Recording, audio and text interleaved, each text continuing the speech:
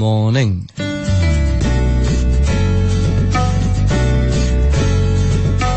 આજે હું એક ખજાનો ખોલવાનો છું.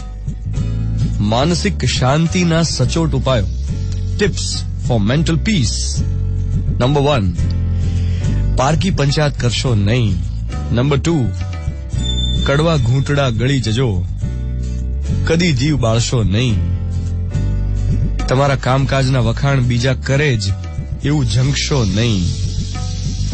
કોઈની ઈર્ષ્યા કરશો નહીં. તમારી ફરજ કદી ચૂકશો નહીં. સેલ્ફલેસ સર્વિસ, નિસ્વાર્થ સેવા કરજો. જરૂરિયાતો ઘટાડો. કરવા યોગ્ય કામ જ કરો. દલીલબાજીથી દૂર રહો. થાકી ગયા ને સાંભળીને. આ જેટલા પણ વાક્યો હમણાં તમે સાંભળ્યા એ તમને વર્ષોથી ખબર જ છે. આમાં મેં નવું શું કીધું? ખબર હોવા છતાં આપણે એનું આચરણ નથી કરી શકતા, એને ઇમ્પ્લિમેન્ટ નથી કરી શકતા. એટલે નોલેજ છે પણ ઓન પેપર, કઈ કામનું નહીં. બોર્ડમાં નંબર આવ્યો હોય ને તોય એક ફ્યુઝ રિપેર કરતા ના આવડે કે પોતાની થાળી જાતે ધોતા ના આવડે, એના જેવી વાત થઈ કે હોય બહુ હોશિયાર પણ સાદા બેઝિક કામ ના કરી શકે. પરોક્ષ જ્ઞાન તો બધાને છે જ, પ્રત્યક્ષ જ્ઞાન નથી.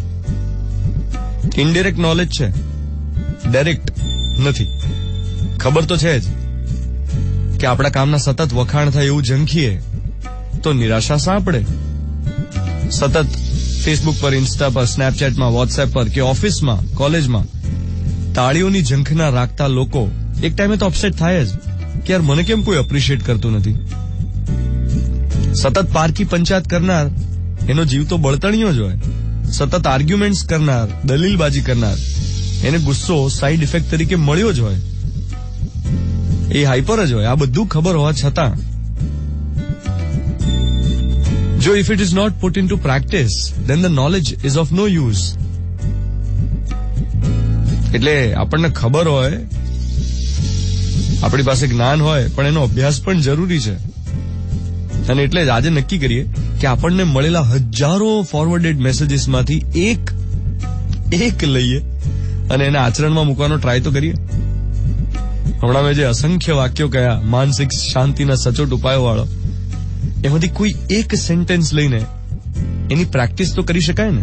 10 દિવસ, 15 દિવસ, મહિનો. મિર્ચી 98.3 પર હું છું ધ્વનિત તમારી સાથે. Good morning my dear.